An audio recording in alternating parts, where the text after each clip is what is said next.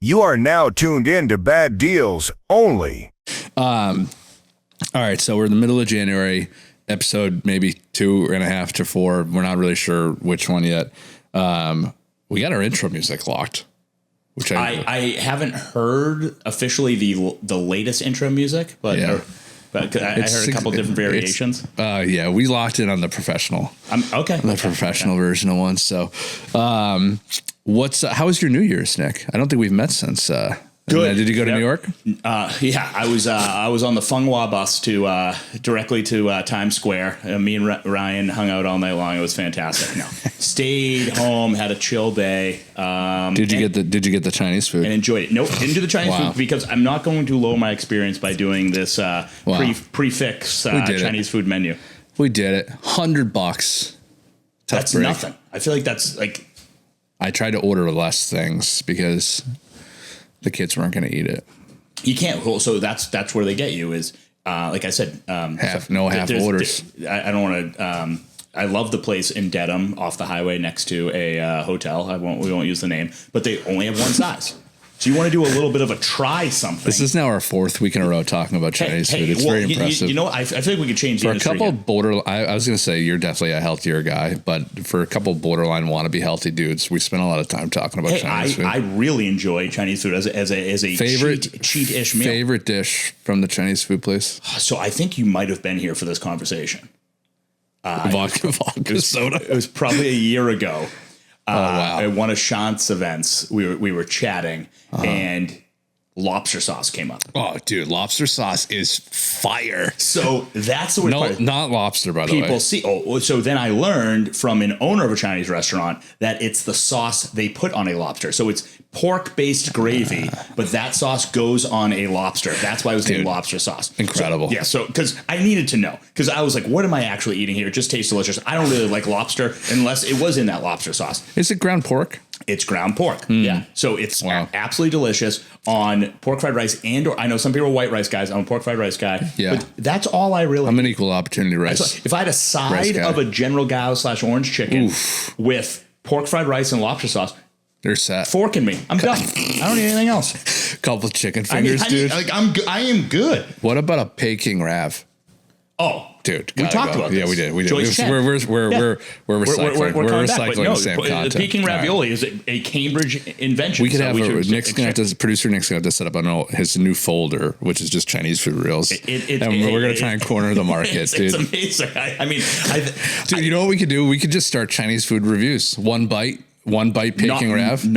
I'm in for that. But I also let's put that on the calendar after this. I think maybe we take this show on the road. But I also heard, which I feel so bad for the rest of the country, that we have some sort of unique Chinese food ecosystem that, like, if you go to, like, you know, the Quad Cities in Iowa, you're not getting.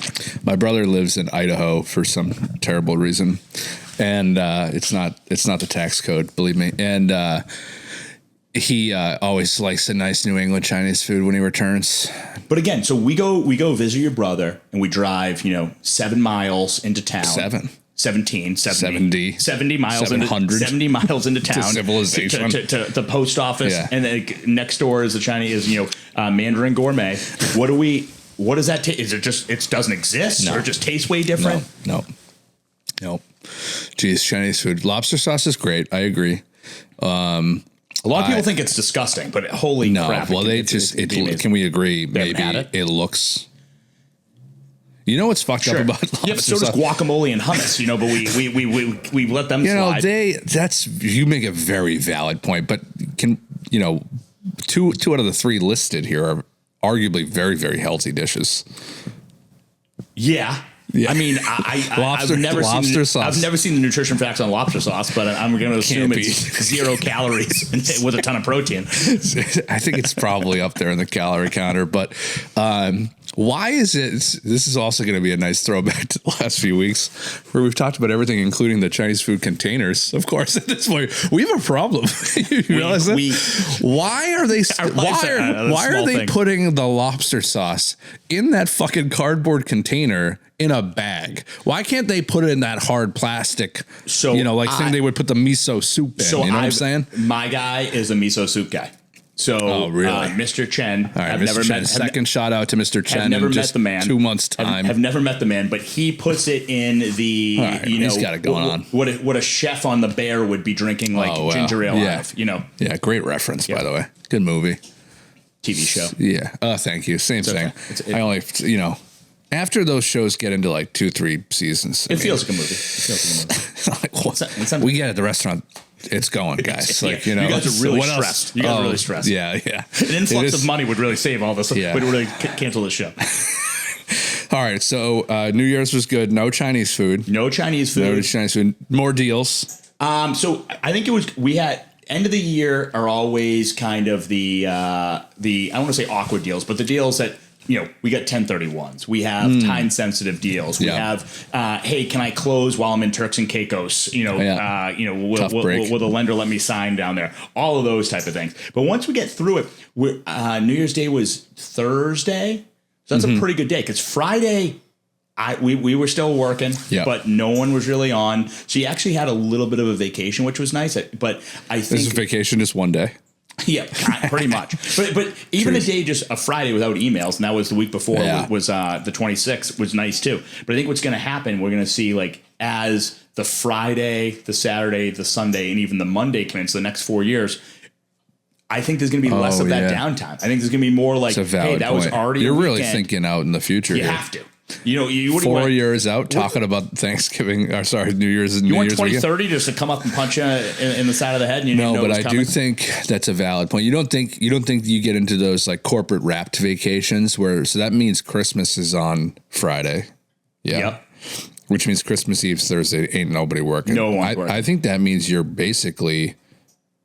So Christmas 28th, 29th. Yeah, man, ain't nobody working that whole week. I disagree with you. So here's how I think. So we got 24th Thursday, 25th Friday, 26th, 27th. Now people will write offers for closings on the 28th. Yeah. Now you have to talk to a lender on the 23rd to get adjustments, get smokes, get all these things in. And then when are we signing with these people? When are we going to have these packages? So that's where our head goes, like more operational, where people see a calendar, see a Monday that's open and go, this should work. But they don't actually think about the third parties that need to get the documents, the compliance issues in line, wiring funds. You want when you wiring that money for that 28th close? If you're that mom, the answer is never. I told somebody that story. They're like, dude, that's incredible. it was the long game there. That was a few hours talking about money that was never going to come. I told that I think at a Christmas party, ironically, that I had to host, or we had to get together at our house, and I was like, "Yeah, man, this one was a banger." And they're like, "Oh, what happened? She died?" I go, "No, dude, she just was a fucking cold stone liar, dude." Yeah, unbelievable. It's a tough one. Unbelievable. But I think that's where I get into play with these holiday situations. Is like, when are these deals going to close, and then what people's expectations are, clients, staff, all of that stuff. Yeah. We had a good New Year. We did that family business planning thing last weekend. You went somewhere physically for that, right? Cliff House. First off, shout out to Cliff House. That place is just... I'll be there with young children, so all the different experiences. When are you going? February... Super Bowl weekend. Wow. Super Bowl weekend. Nowhere to watch a game there. Nub's Lobster Shack, maybe? No, so I think the Patriots are going to beat the Texans on Sunday. I think we're going to play the Bills. And if we make it to the Super Bowl, I will go to the Cliff House on Friday, the Cliff House on Saturday, and I already have a flight booked on Sunday morning out to San Francisco. Oh, and I will be at the Super Bowl, calling it here first, folks. So I'll Sky. Double Cliff House right to Santa Clara. Wow. This guy's got a 300-foot Christmas tree. Yeah, we got a lot going on. We got a lot going on. No invite. No invite. Hey, you're in, bud. So, yeah, we're going. So we were there. We did, just Jen and I, we did huge agenda, talked all about the family stuff. Like we realized that we have to amend our trust. So I have to reach out to Brendan and get that cleaned up. And a ton of really, really good conversation around some goal setting, which I thought was really awesome. I want to hear about the bads. I want to hear about the thing that you wanted that she was like, no. Dude, we didn't get into effing way. There's honestly no drama. Damn it. None. In fact, it was so great. We were only there for one night. It was so great. And I didn't realize how kid friendly it is now. I sure hope so. Dude, it's awesome. Okay. So first off, this is Cliff House. If you have not been to Cliff House in Maine, you need to go to Cliff House in Maine. It's like an hour away, really easy drive. No free ads, and Nick will be putting in the sponsorship. Yeah. So I'm gonna tag Cliff House in this. We were there last weekend. It was so good that at checkout we literally went up and booked another weekend. We're going back this weekend. Yeah. What a glorifying review right there. That like you couldn't leave without booking it again. Tons of kids running around. I mean, first off, the fireplace, the vibes in there is like just money. So your kids are, I think, a little 6 older and than 3. Yeah, so it might work. We have, which my kids are pumped for, the room with the bunk beds. So do we. Yes. Dude, we just nailed it. Nailed it. Yes. Yeah, they're going to be stoked. Yeah. Right? So, I mean, the pools are open outside. They're super warm. You can still swim. Everything on paper looks amazing. The kids are going to absolutely freak out about it. Good. You can have dinner in that igloo. 250 bones, by the way, maybe a little high price. Just to wait. Is that like a minimum, or is that like just to be in the igloo? It's the igloo rental. It's just the igloo rental. Barrier of entry to get in that igloo. Jen and I dropped $500. We had a couple apps. It was a little brutal, Cliff House. That's my negative part of the review. Maybe waive the fee on the igloo. There's only 3 of them. I don't know why you're charging a premium for them. And they were all empty, by the way. You can tell that's not working. But so we're going back. We're bringing the kids this time. We got the bunk bed suite. We're psyched. We're trying to get some friends to come up with us this weekend too, but they're fully booked already. And so, they open single room reservations on Wednesday. So Wednesday night tomorrow is like the last rooms that we have type thing. Okay. And they'll do 1 day books. Right now it's 2 day minimum. Got it. And so we're going back to do all this. They have a movie theater there for kids. They're playing kids movies all the time. Wow. They have all these. Kids. I kind of booked this shooting from the head. They have these kids activities like build a stick moose, and there's like a staff member there to like help your kids build shit. Wow. Okay. Honestly, the spa's lights out. By the way, book something early if you want to use that spa. Place is fully booked. Well, so here's the thing about spas. Not going That's hot spa take from Nick. So from Plymouth, great spa, Mirabeau Spa. Oh, it is very good. I think they have like you never get to see behind the spa curtain, right? Like the spa is a very elusive thing. I don't think I want to. Well, that was probably a little bit of a pun there, but we have this small little desk with one person with a computer. And they're always booked, or this isn't good. I think there's just one lady like Lucy behind there who's giving massages. I don't think there's enough people. I think we got to get more people in the trades. I think so? There should be 100 people back there. Can give any treatment. I don't think they're ripping you out of massage envy to that type of. I think there's probably some deep certifications that got to come with accolades of working at Mirabeau. Yeah, no, that's in the Pine Hills area. Yeah, right in the Pine Hills. But I just think. Every time we call, they go, well, you can't book because you don't ever, you can't just I want to go to the spa and spend $300 on a massage and something else that day because they leave it for the people who book, which I completely understand. But even if you book a reservation, we're Saturday, you're donezo. Yeah. So we, Jen went to the spa while we were there. And so she booked something at the spa when we go back. And there was allegedly just one last appointment. So I don't know if they're just messing with us, but allegedly that spa is lights out. I've never been in it. So done.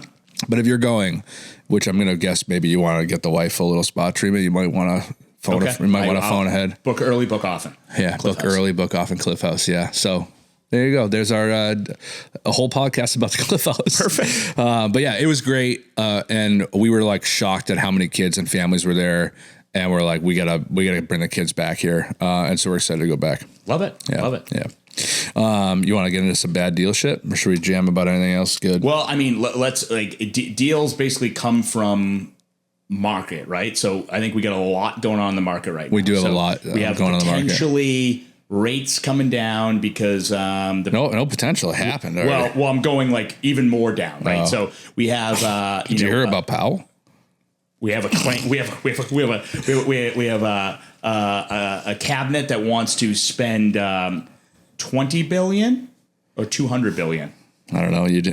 You're on your own on this one. So basically, buying mortgage-backed securities. Oh yeah. So Trump issued that order to spend $200 billion dollars in mortgage for Fannie Mae and Freddie Mac to buy $200 billion worth of mortgage-backed securities, which means mortgage bond pricing should get more favorable, which means mortgage rates would come down in the short term. I think because they're bought, then the lenders have more cash flow to lend. I think that more was liquidity. That was the other thing. Liquidity was actually going to drive that tracks. So we get rates going down. We have Powell potentially getting indicted for criminal investigation for I believe trying to redo the Treasury, like just like a light renovation on the Treasury and having that be come in too high. Oh, right. Like the building. Correct. The building the itself. physical building. Meanwhile, Trump's ripping down the White House.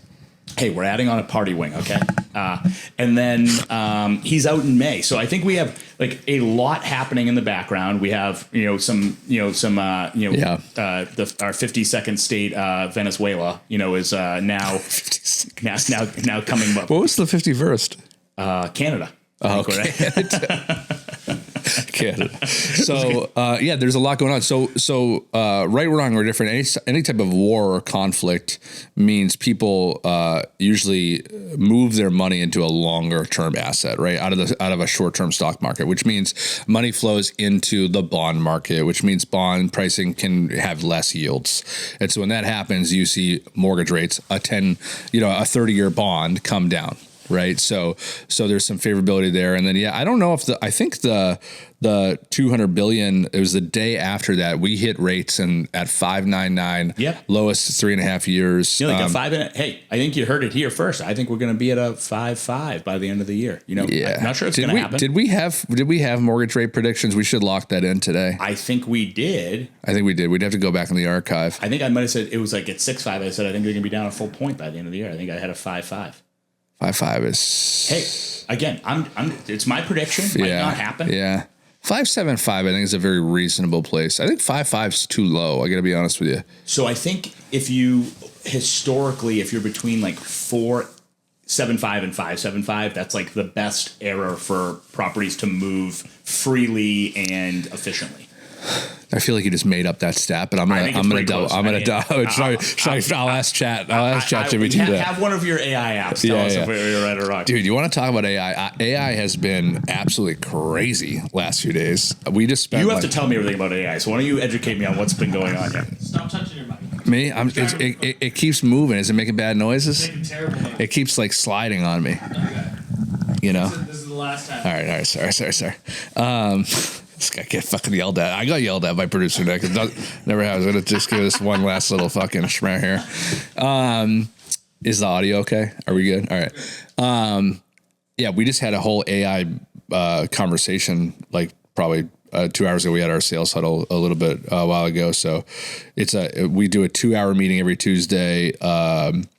It's all about conversion. So it could be converting in the database, converting with, clients, just closing easier, better, whatever. So we call it the conversion workshop. So in the conversion workshop earlier today, we were spending some time talking about ChatGPT, specifically around inspections, and specifically around the ChatGPT buyer that exists. I mean, buyers are so much more educated than they used to be. Maybe not so far educated, but they're opinionated, and their inquiries are incorrect, more detailed. Yeah, they're egregious inquiries of like rabbit hole theory is insane. But the conversation we were having is like, I think there's more deal fallout right now, right? Because every deal has an inspection. Sure. So there's a lot more hurdles to undertake. I don't know if you track this internally. I'd be very curious if you do. You probably do. The time between offer and purchase and sale execution. Yeah. Do you track that? Like I was a hard stat. I wouldn't be able to say like the average time other than just like a gut feeling. I would reckon that if you pulled 2025 pre-October, that time frame was on average probably 6 days. And I think there's still a lot of agents doing 7 to 10 day PNS. Yeah, I'd say again, gut feeling, I'd say a week. Okay. Yeah. All right. I think it's definitely going to add 2 to 3 days now because gone are the 5-6 day PNS. But I'll take that back a little bit because we do a ton of Monday offer, Friday PNSs. Still getting it done. Still getting it done. Not a lot of margin for error. No, it's post inspection. It's all zip code driven. It's all like, do I want to be in this town? There are multiple offers, or the house is going to sell to someone else. Like we don't have an option to go anywhere else. We need to be in this town. So touch on the mic. So that's a very valid and I think pointed opinion, because in a competitive hot market, I think the fastest you can get it done is 5 days now, right? Because between writing an offer, getting your offer accepted, meeting your inspection requirement in a reasonable time frame, and then negotiating any sort of repair, which I think personally is happening at an astronomical level right now. Well, remember, if we're comparing like 21 and early 22 to now, it's like 10 to 1. I mean, it makes world. I'm just saying it's happening a lot. And so I think what a good agent, talking about how deals die and bad deals, right? The good buyer's agent, the good listing agent is getting ahead of this conversation around the inspection and the hypothetical inspection negotiation that comes from all of this. And I think we would have set up a client in maybe a more competitive market scenario, potentially where inspections were waived back in the day, or, this really tight 5-day window of like, hey, we got to move forward. We're not using this to negotiate. I feel like the consumer, because now they're getting the report, right, is taking the report. And if they are, I don't know, under 45, the report's getting uploaded and they're throwing it in ChatGPT. Okay. That's a scary thing, because that report says if maybe potentially a suggestion. It's bad. It's bad. I mean, it's bad. I mean, it's not bad, right? But my point is, well, I'll tell you right now, I just had one where the people say the report said potential foundation failure, potential asbestos, and potential lead paint. So what I told the buyers, I said, all three of those things actually cannot be potential. It either is lead paint, is asbestos, or is a failing foundation. Right. Like, you can't have potential. Need more info. You can't have potential in all these things. Like, and if the guy really thought, it's all CYA, right? It's like, hey, I just need to tell you this because I do not want to get sued in 6 months when you do find lead paint. Well, they can't actually proclaim if it's lead paint or asbestos. That's what I said. I go, you need an actual licensed lead inspector. I didn't know about the asbestos, but I mean, lead, obviously looks like asbestos. Yeah, that's basically what it is. I mean, it's asbestos. Let's like there should need to be another level of it, or like don't say anything. Yeah, I think it's just it's interestingly scary and good but bad maybe. So the conversation we're having is around how do you set your client up better going into the home inspection? Maybe like do's and don'ts. So question for you. So I don't get to go to a lot of home inspections, obviously. Very lucky guy. Practically none. But I would assume when I see a house that I kind of know what the issues are. Like, do most people walk into the house and go like, oh, I assume the roof was 20 years old. I assume that heating system that has dust all over it probably needs like a repair or this. So are clients going in blindsided, or most of them kind of go, that all makes sense, that is in line with what I was thinking? Yeah, this is such a great bad realtor versus good realtor problem. So I think let's look at what you said in a few things. First off, if your agent is not going with you to open houses or seeing the home before you write your offer, I think you have a problem. Okay, so something I've instructed the gang to do here all the time. I get it. We can't go to every showing, right? And I get we're listing a lot of stuff, so we're hosting our own open houses, so the client can't. But if we're going to write an offer on that property, especially now in an inspection mandate, right? We, as the broker, have to get to that house and do a walkthrough. Unless there's some sort of, outrageous acts of God that permits us from going, one of us should go. First off, when we go, we're there for 3 minutes. We bust through the whole house. I can shoot a video. I know everything about the property. I can, I'm not there for 5 hours like maybe the buyer was. If this is in and out, I go on my own schedule. I just have to get there before the deadline. So I think we have to do that. I think to answer your question directly, most clients, if they're just farting through the open house, right, they have no idea. They're looking at things like how nice is the kitchen, how nice is the bathroom, is it level, does it have central AC? I don't think they're looking at the bones of the property as much. And so I think it's really the broker's job to point things out like, hey, by the way, the roof's an architectural shingle. This is a 40-year roof. It looks to be about 10 years old. We can pull the building permit, see when it was.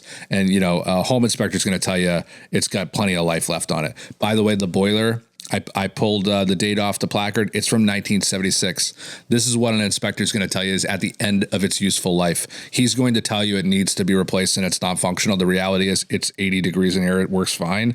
It could last for another 5-10 years. It could die before closing. We have no idea. Sure. But I'm telling you, Nick, right now, because let's not write our offer with a home inspection contingency and then act surprised when the boiler's from 1976 and the inspector tells you it might die at any moment. I already told you that, right? So I think what we're trying to get better at is like the do's and don'ts of home inspections. Okay. Like, hey, use this to make sure there's no material hidden defects in the property, and then the property's not going to fall down 2 days after you close, or there's X, Y, and Z. Don't use this to renegotiate something old in the house that we already pointed out to you, like the age of the roof, blank space. Done in 2000, so that's kind of like where our mind went, because I think fallout and especially with good and bad agents, working with agents who like get their ego involved and be like, I told you the roof was old, and it's like, what are we arguing about? The client, the buyer, who we represent, wants money off because of X.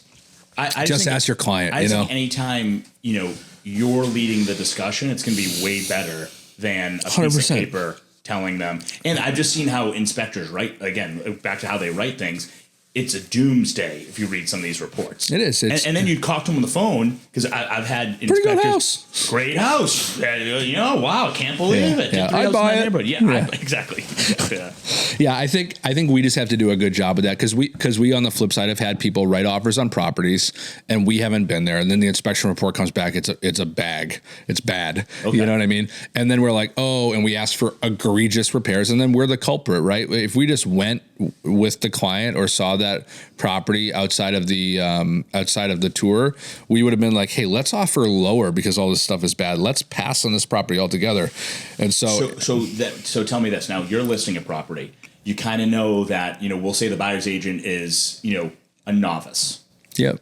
Are you kind of directing them and going, hey, you got the inspection on Wednesday, few things, we didn't do a full disclosure, but just some things that, are going to come up so you can break your buy. Are you doing that, or do you think that's a negative towards the listing?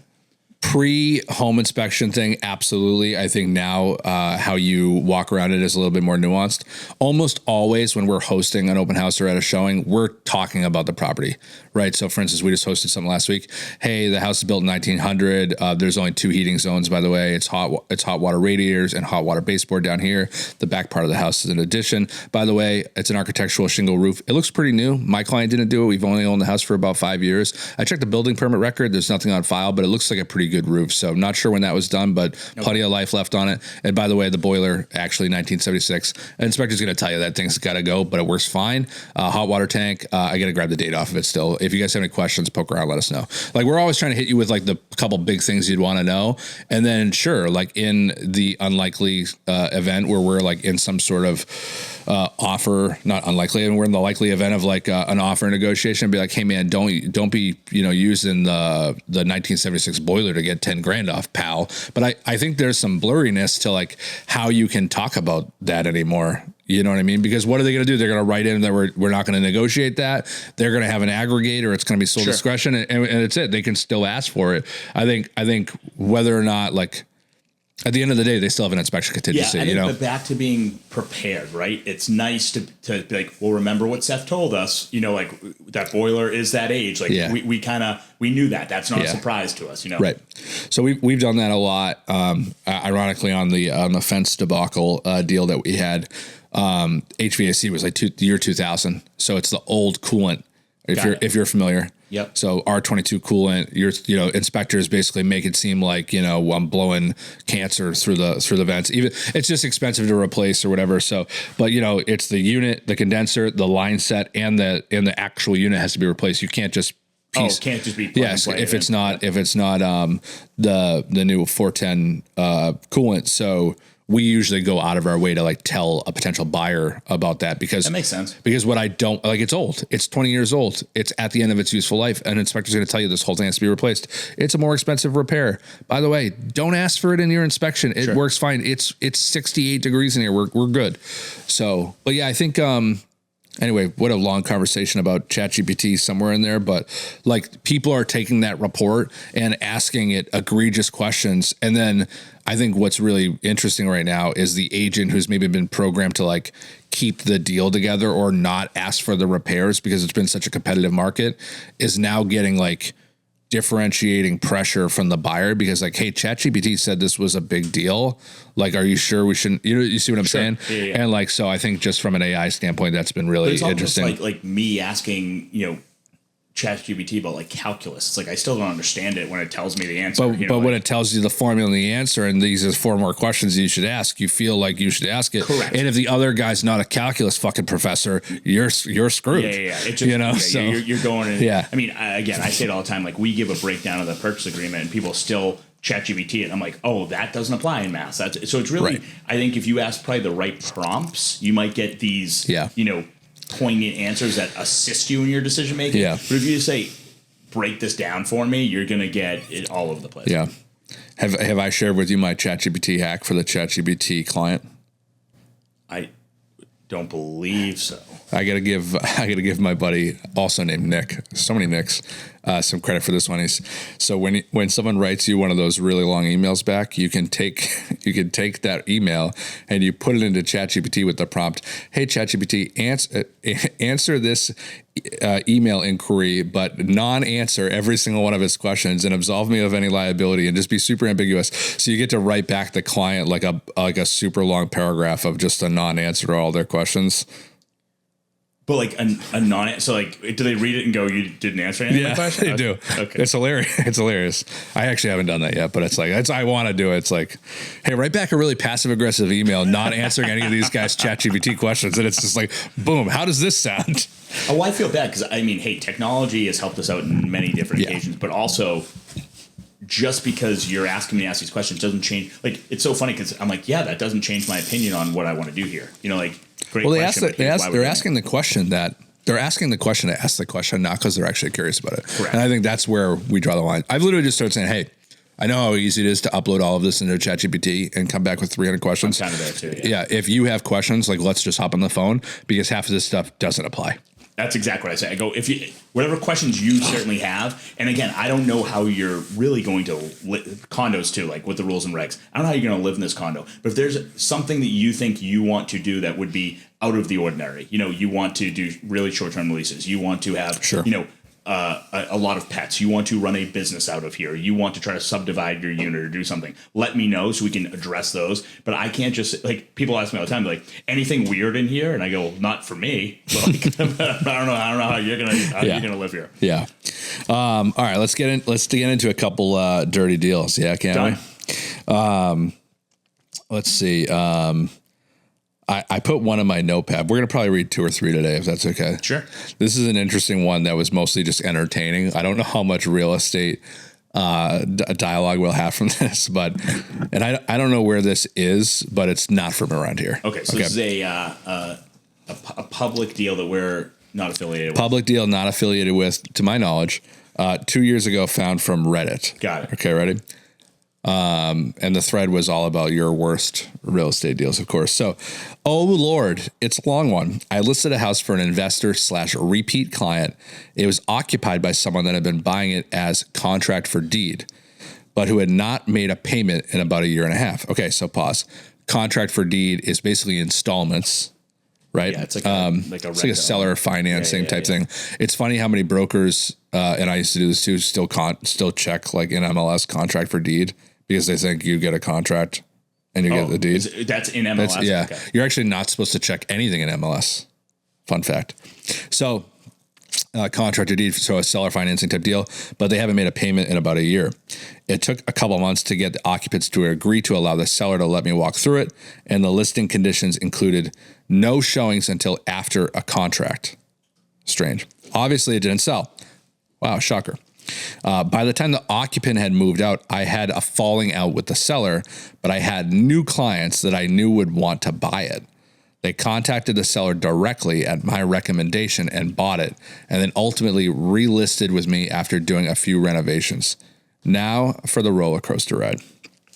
Someone broke off the doorknob to the house that was holding my lockbox and I was holding my lockbox to steal the box. Don't know why, since the place was entirely empty.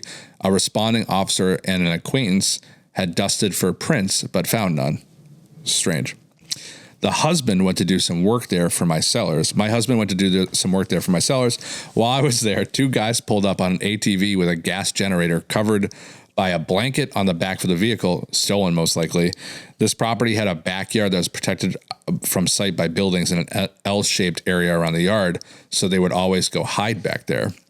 Someone ripped the AC condenser off the house and stole a couple other things that were in the yard. Same police officer responded, but no prints were identified.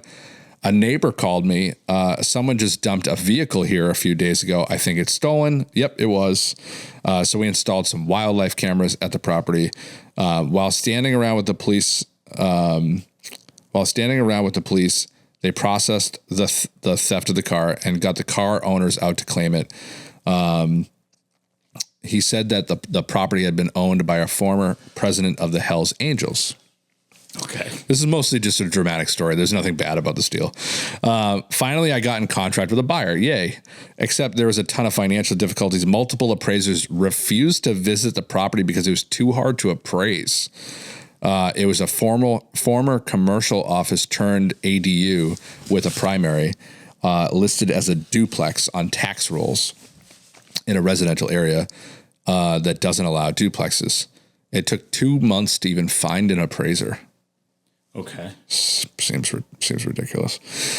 Appraiser calls out the old shed/barn that also happens to be on the property and says that it must be demolished. I usually don't see that in most contracts, not with outbuildings. They're not doing building code. Mm-hmm. Well, they will call out some minor safety repairs, but almost never on outbuildings. Yeah. My out-of-state seller says that if they want to demolish the shed, the buyer can, but I'm not paying for it. And so the buyer and the son say, no problem. They'll go ahead and do it. They signed a waiver, luckily, and get to work. A few hours later, they called me. A sawed-off shotgun fell out of the roof rafters. And they're like, hey, what should we do about this? The trigger was stuck in the firing position, and the gun was also stolen. Last but not least, the buyer's wife died a week before. I don't know why I left. Died a week before closing. And somehow we still got the deal together. So I don't know. Wow, okay. I thought that was mostly like just an interesting, hilarious story. There's a lot going on there, but I'm also like, just like the tone, like, like I feel like we might have had some poetic justice in his or her telling of the story too. Like that many things going wrong, like Hell's Angels and all that stuff coming into play. But good story, I guess, nonetheless. All right. And then Nick, you sent me one. Was it via text? Via text, yes. All right, hold on. Okay, so there's one that was selling. I was selling a penthouse in Midtown, New York City. The seller was a producer of the Transformer films. I was referred to this mystery man from one of my clients, so I actually never met. It was all super corporate. We communicated via email. He was overseas, so I would have to set my alarm for 2 to 3 a.m. to be able to talk to this guy. And it was the second agent on the listing, and the first guy overpriced by over $1 million. So after many back and forth emails, we agreed on a great price, and I successfully got him an offer for the property in about 35 days. By the way, these guys' sexy apartments from Netflix shows don't typically, by the way, guys, these sexy apartments from the Netflix shows don't typically sell that fast. I had a great offer with 60% down. It was a no-brainer. My sellers liked the offer, but wanted me to counter $5,000 higher to get the deal done. I presented the counter, and they agreed to go up $5,000. All great, right? Until the next day, this mofo tells me to go up another $5,000 because I was a bit conflicted because we already gave them a counter and they agreed. Now he wants me to go back to the buyer's agent and do this. And I explained to him how this may rub them the wrong way, and he's getting a wonderful offer, et cetera, and that he should just move on. And this was not coming from me, but he clearly said in his email, if they go up $5,000, he's good to go.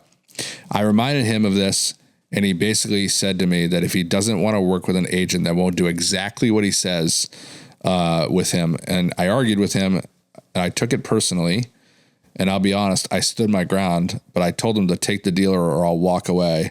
And instead, we parted ways over the situation. The offer I got him would have been a record sale for this building. Well, I mean, I think that is just probably a little bit of a personality conflict, but I think ultimately I hate what the seller's doing, but also that happens, by the way. But also I don't think the listing agent, having the ability, I think just giving all the information. Yeah. Hey, I don't think this is a smart move. Here's why. I would love to get you more money. If we really wanted 10 grand off the onset, we probably should have asked for that on, ask number one. Right. I will go back. I think this is going to sour a relationship with this buyer, and I think they're most likely going to say no. I then, would just, make sure it was presented in a way of like, hey, I already told my seller X, Y, and Z. Here's why he or she is doing it. And that way, hopefully, you can kind of salvage the relationship between the parties. Yeah, I think it's silly to walk away.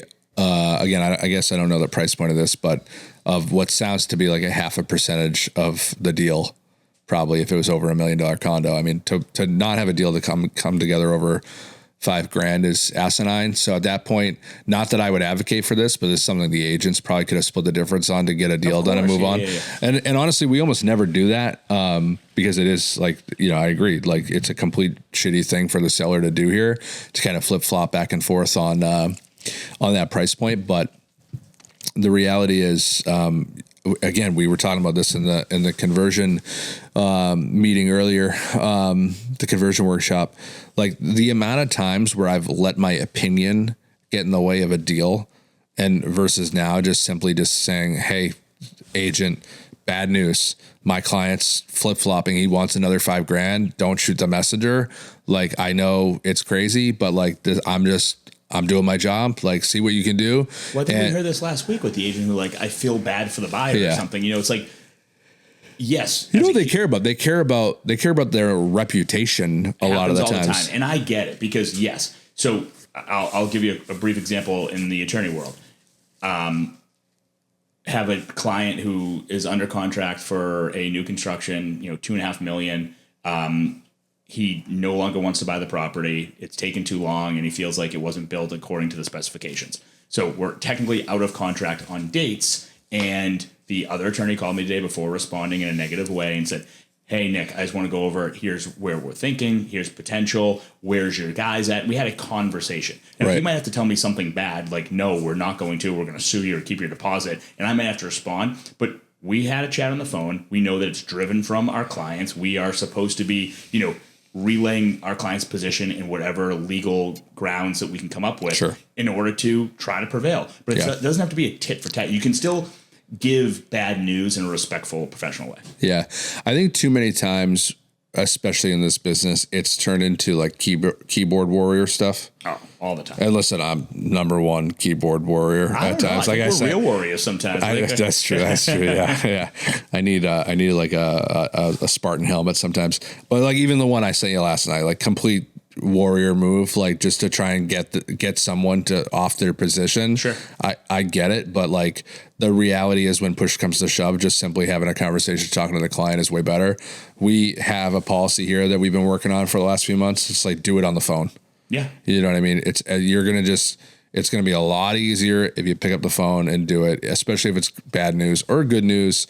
Like we can't be texting this stuff. There's no tonality. Phone call and then you follow up with a text or an email per our conversation or thank you for the conversation just to some, because then you don't have the, "Oh, I thought you said something different. I thought you did something." But yeah, I think that's the easiest way to go. Because also, I mean, Seth, let's be honest. Do we want another email and go back and forth and forth and forth? You're never going to say really bad news, which is either deals falling apart, price reduction, or something like that, where they just go, okay.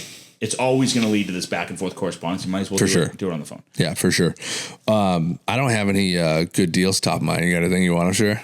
Good deals? Or sorry, bad deals. Bad deals? Good, bad deals to share. That one going on. I have a good one for you. So a client and very good buddy of mine buying a multifamily building. Okay. And he loves the art of the deal, I'd say. And we have a client a seller who owned the building for a long time, buyer who's bought plenty of buildings, very educated, and it's fully occupied. A lot of the leases came over. Some of them had some discrepancies. We got some tenant estoppels that were supposed to be accurate. They were not. And I had to be mean attorney Nick, and he goes, "I just want out of the deal. I don't want it." Got out of the deal. got all of his money back, and he goes, I know you think I'm crazy, I want back in the deal. but if they take $100,000 off, I'll get back in the deal. So full deposit check. I go, just don't rip it up. Don't do anything with it. Check came back FedEx within 24 hours. We had $100,000 off the deal, and he closed on it yesterday. Wow. So so it was. I mean, the amount of emails and stuff. What's the price point? 1.6. 4 unit? No, it was about 40 minutes west of here. So it's like 8. I think 6. I think it's like 12. Wow, geez. Fitchburg? A little bit. Yeah, you know what to tell. Yeah. That's pretty good. I've never taken it that far. Well, it was one of those like where he wasn't in love with it, right? Because this wasn't, hey, his wife's grabbing his shirt and being like, we need to get in here for the school. Or Yeah. It was just like it's a math problem. Total math problem.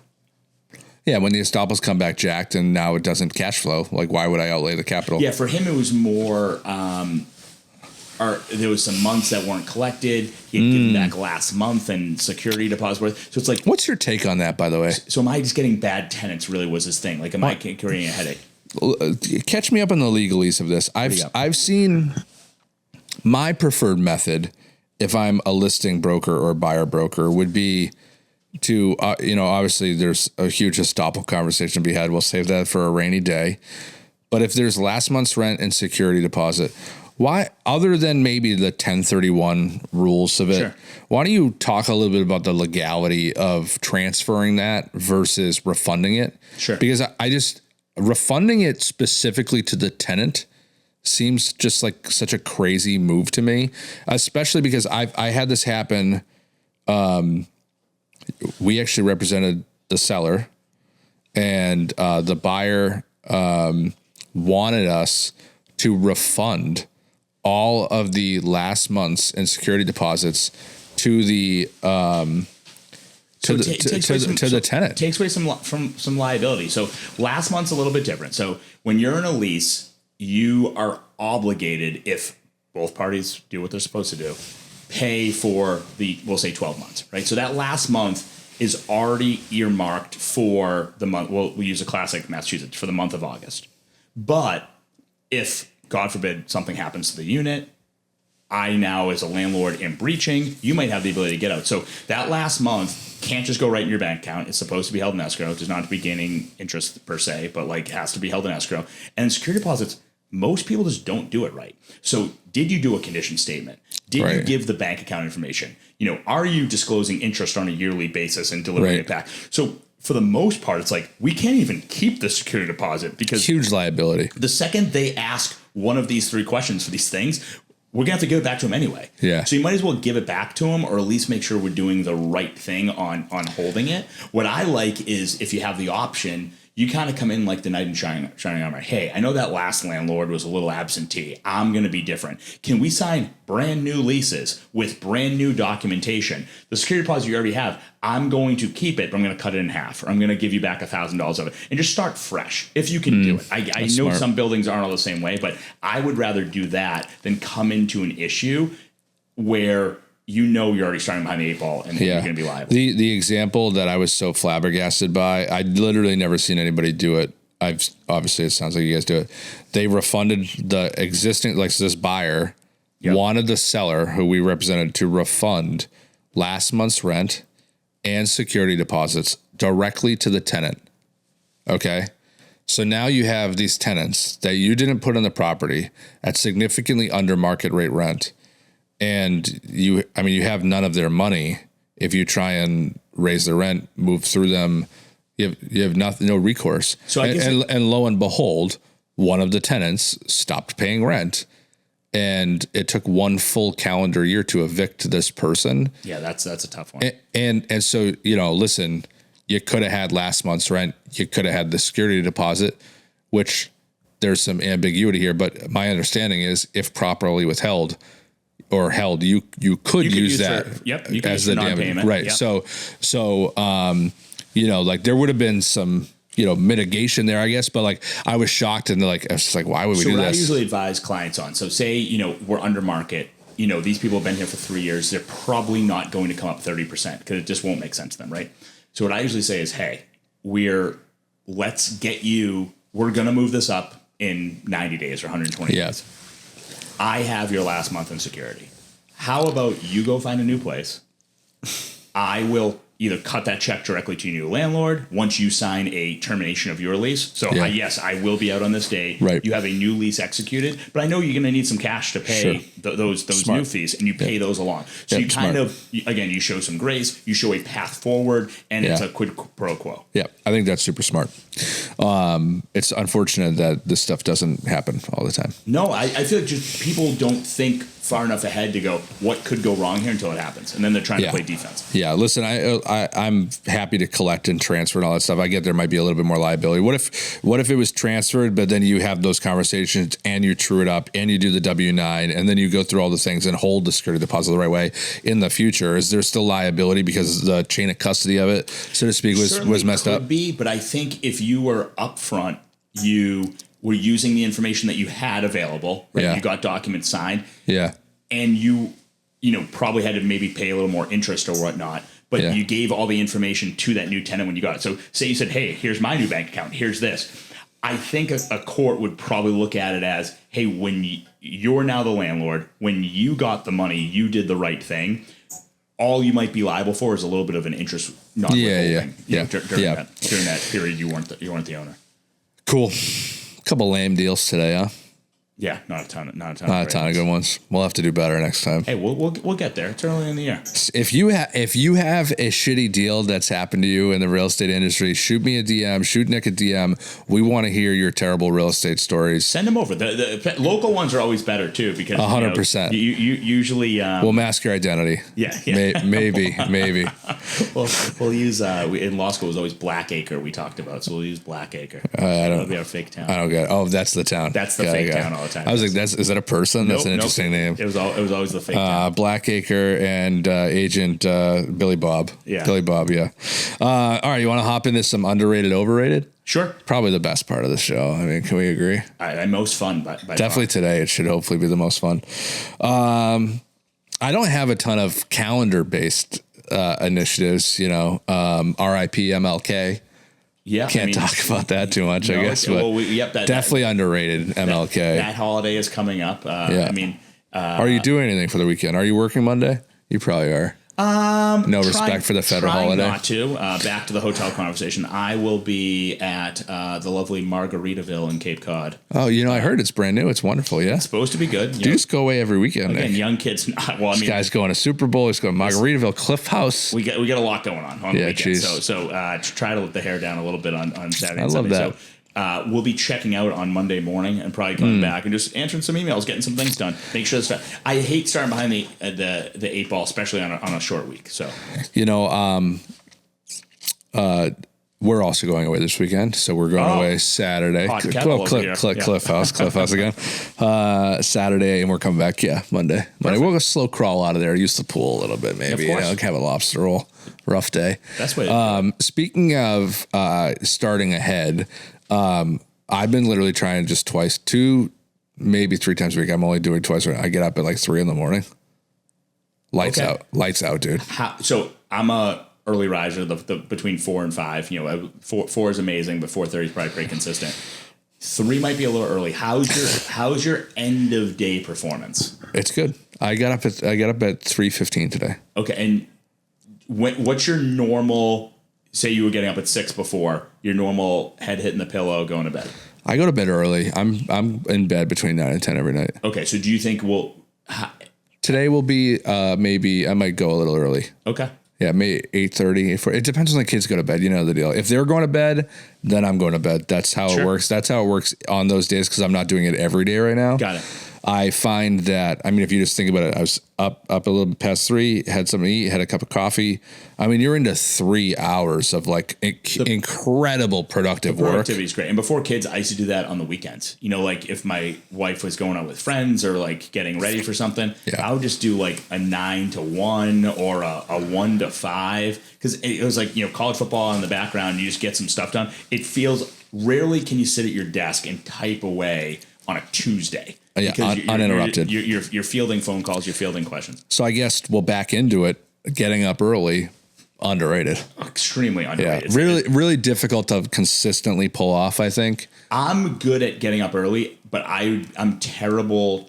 So like I'm a bad like night networker. Going to the Bruins game, going to the Celtics game, staying the whole game, and then trying to be productive. Even the Pats game Sunday, which I ended up falling asleep for in the fourth quarter. Sure. I was like, we got this one in the bag. I got to snooze. Yep. It completely ruined my Monday morning. It's a lot. So I'm much better in the morning. So I think it's an underrated time to get up. But I know some people are just like, I'm more of a night owl. Yeah. I just think the morning is more socially acceptable these days. Yeah. Yeah, for sure. If you're sending emails at 1 a.m, people are like, what are you doing? I schedule them. You do that yet? No, I don't do that. Oh, man. I love it. I love scheduling emails. All right. Some real estate based, underrated, overrated. Listing in January. Depending on the property and if you need to sell. But I think in general, it's probably underrated because I think you can really get two things. I think if you went on, you could find someone, get the deal done, and have it be smooth because, just that time of year where, there's not a ton of, the lenders aren't jammed, the attorneys aren't jammed, we can get going.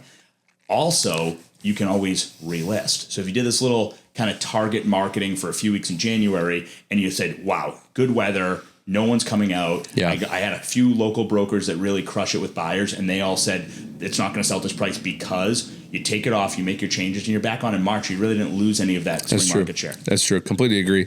I think it's super underrated as well. We listed a couple properties last week, a couple properties today already. I think this is some of the best time to actually get your property in the market. Everyone says, oh, I'll wait for the spring. I'll wait for the spring. If everyone waits for the spring, it's not the spring, right? So the amount of inventory that completely fell off a cliff last few weeks heading into the holiday, we're at kind of the low point of the year or one of the low points all year long. And so I think right now, if you think about all of the households that are formed, like, how many people got engaged, announcing they're having kids or making the proclamation that they're going to move, rates go down, all of a sudden inventory is low. It creates this perfect storm for sellers, I think. So I think getting the property in the market is super underrated. And since 2020, spring market really starts the last week of February. I think it starts the last week of January. I got to be honest with you. It's not this like, April like it used to be. Yeah, it's definitely earlier for sure. I don't know who's farting around out there right now, ruining my vibe. All right, let's do this one. What about early on price corrections? So again, I think it depends on what the feedback is. I think if you put it on in January and we have the long weekend, we have a snowstorm, you have, just people who, you're selling this family type house, you have ski weekends, it goes into February vacation. I think you might adjust because you put it on at the wrong time. Yeah. And you didn't pre-market properly. Yeah. But I also like if it's on for 2 weeks and you price adjust, I think the natural reaction is something is wrong. This is a fire sale. Oh, interesting. In my opinion. Interesting. So I am an advocate for a price correction, usually at the 20 to 30 day mark. Do you think that's quick? I don't think 30 days is quick, though. No, it's not. Okay. So I've been trying to. I agree with you. So early on price drops, overrated. I think we're saying, right? Yes.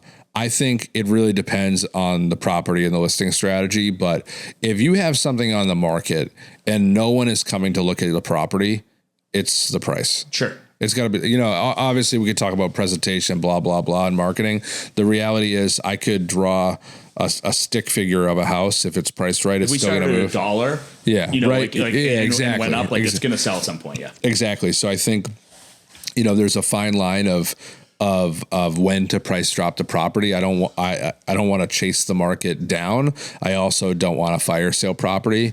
I also am a proponent of what's more what nets the seller more money. Is it a pull? Is it a refresh like paint, staging? Sure. Spending $5,000 to $10,000 on some of that stuff is better than a 3 to 5% price drop, depending on the property, right? So, but yeah, I do like doing a price correction closer to that 30-day mark, but I do think that depending on the market, like 30 days is a long time. Now, if you had some people through, would you reach out to them before publicly dropping the price? I think it depends. I mean, We try to, right? So whether we use showing time a lot, so often if we're gonna move the price, there's an alert that can go out to those folks. Okay. We have the list of everyone that came through, and so we'll talk about in general. Like we've probably already followed up with them. We're not following up with them specifically that we might lower the price. We might say things like, "Hey, I know you checked out this property last week, Nick. It's currently still available. There was no offers on the property last week, or we got an offer, but it wasn't acceptable.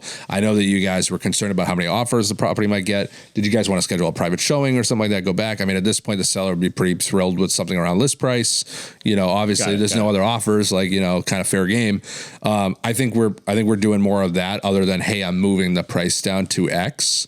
And maybe a broader question, but what is before you go live, are you talking that strategy with the sellers so it doesn't catch them off guard? Yeah, so it really depends on the property. I mean, ultimately, I used to pick the price a lot. I'm very, very clear that the seller has to pick the price here. I provide the data. They pick the listing price point. They also pick the listing strategy. So I always tell people, this is going to be long. I'm sorry. Like there's 3 ways to price homes. You can price them high, you can price them around perceived market value, and you can price them low.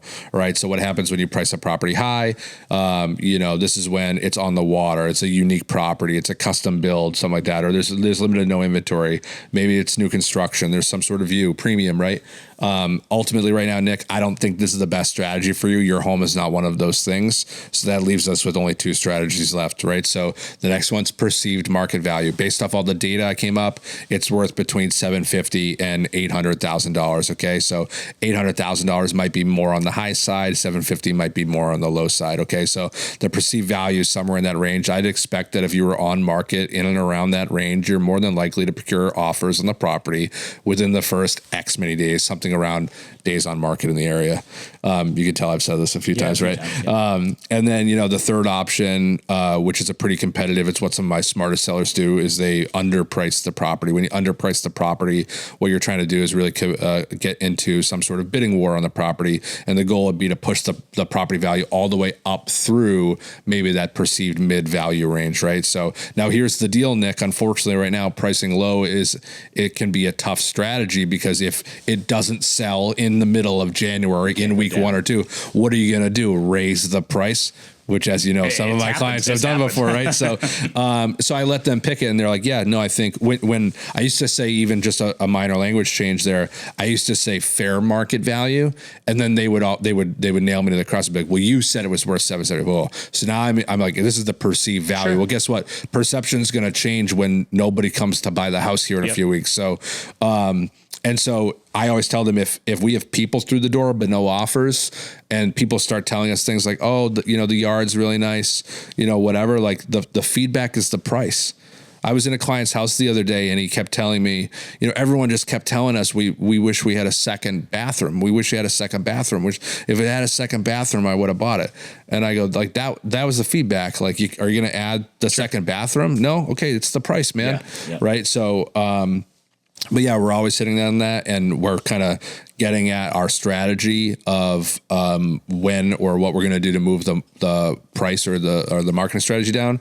Also, when we list, we book what's called a listing review meeting. So it's about 14 to 18 days on market. Buys me a lot of space in my first 2 hottest weeks of marketing. And that's when we'll go in and review all the data about the market. So sorry for the long answer. No, but but that's the stuff that you want to hear, because why are these things moving? Like, you're not unilaterally doing this. This is a plan of, probably use a better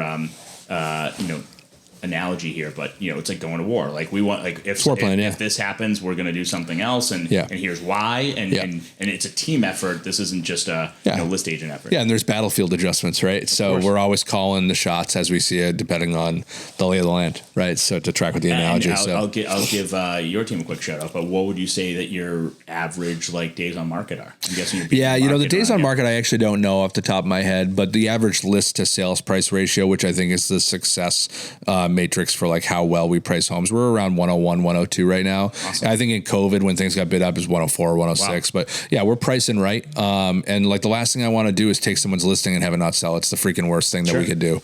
Because then you're in the sell it before they hate you strategy. So I'm lucky enough to work on a lot of like the high end, Back Bay, South End properties, Beacon Hill. And thanks for the referral. And the list agents say, And, I'm getting it from the agents. The list agents are like, yeah, we know it's not going to sell at this price. I'm like, well, what was that conversation like? Yeah, I think not to go on a complete drawl here, but do you think the difference between 7 and 6.5 million matters to that buyer? Kind of. Wow, you really choked on that one. Call back to what you said about like, is it a unique property? So like, is this something they can replicate? So if I can go down, from Arlington to Berkeley and get another townhouse that's extremely similar, then yeah, it does matter because I want to have perceived value that it was worth it. Yeah. But if it's, hey, this is the only one that has a 3-car garage that you're going to find on the the flats of Beacon Hill, like you're going to pay that premium because you can't go and replicate it. Yeah. People with money will go like, if I like watches in the black market watch world, like you can go gray market, they call it. You can go and pay extra money for it. People just do it. If double the money and you get the watch tomorrow, you're not going to go to the AD and wait around on this wait list. Let's go pay it. But if I can just buy it somewhere else cheaper or wait a week, I'll just wait the week. Yeah. I think it's interesting because I see pricing, especially at the luxury price point, really be all over the place.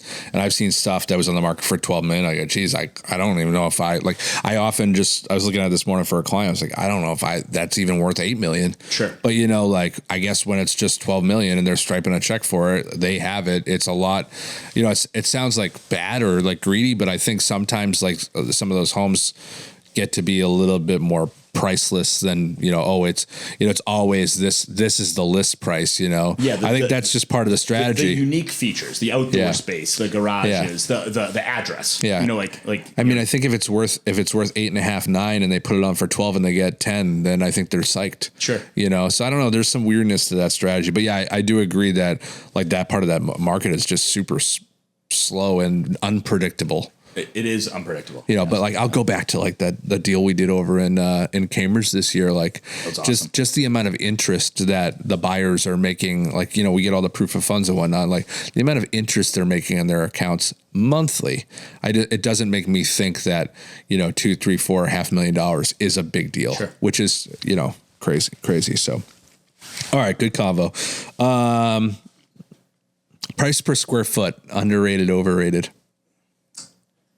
I'm going to go with my general perception as overrated.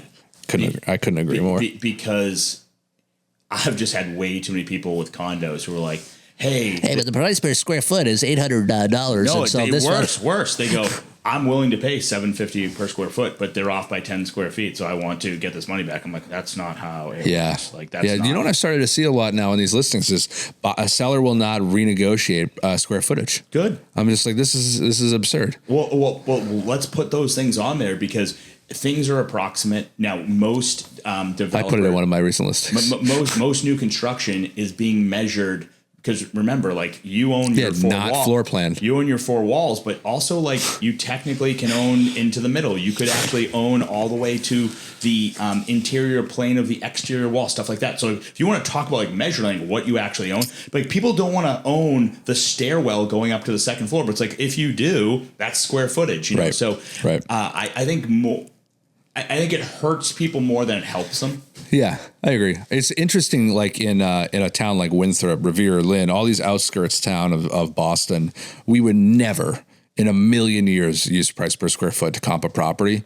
But like the second you click into the city, it's like it's each neighborhood. I tell people all the time, I'm like, Southie, my best brand new construction, you might kiss $1,100 a square foot, but it's probably closer to like $950 to $1,000. Yeah. But we know that house in the south end is always going to be higher. 100%. That house in the back bay is going to be higher than the south end. Yeah. So that's the progression. So the second, like Southie can't jump the south end. The south end can't jump the back bay. Yeah. So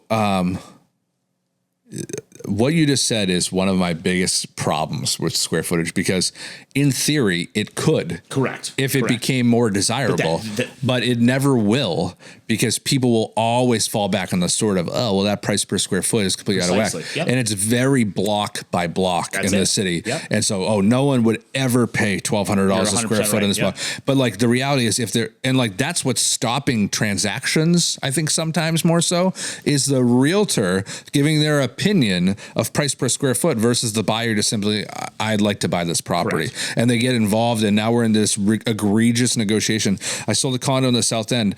It unfortunately sold for far less than even she had paid for it due to some special assessments in the building and whatnot. But like the reality is, when she bought, she paid a premium for a price per square foot in there. And so then by the time the price per square foot, which barely ever inches up, it goes up like never. It's always just like $1,100 on this block, $1,150 on this block. And so if the price per square foot never really edges that much higher, how do you ever actually appreciate in those parts of the city? But yet they're some of the most popular parts of the city. But you would say that we probably don't have the issue with single families as much. No. And the only time I really see it being an issue, and it will happen occasionally, is, you're buying based off floor plans.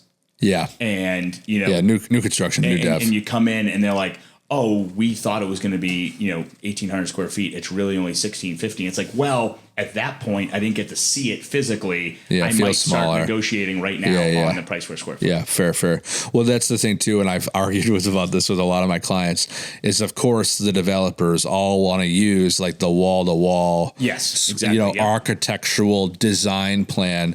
Yet, like when we're going to go in and market a home, we're going to pull our own floor plan. So listen, if the floor plan that I measure are public record, whatever's bigger we'll use, but I can't then just break both of those and go use some architectural plan for something that wasn't even built yet, and then hang our comp on price per square foot. Yep. Like that's where I think you find to be overpricing property. So, Greenland? No, I don't know. I don't have anything else. I don't have anything else on the underrated, overrated list. In the middle of January, wasn't too much to hit on. Cliff House underrated. You got to go. Yeah, no, Margaritaville I can't underrated. Wait. I'll let you know how that goes. I have a pretty firm underrated from a couple reliable sources. Sweet, I can't wait then. Yeah, be good. Cool. Well, another episode wrapped here of Bad Deals Only. Like, comment, subscribe, share, all the things. Do all the things. Awesome. Thanks, everyone. Thanks for listening to the Bad Deals Only podcast. If you like this content, share it with a friend or a family member or somebody in the industry, and subscribe and share.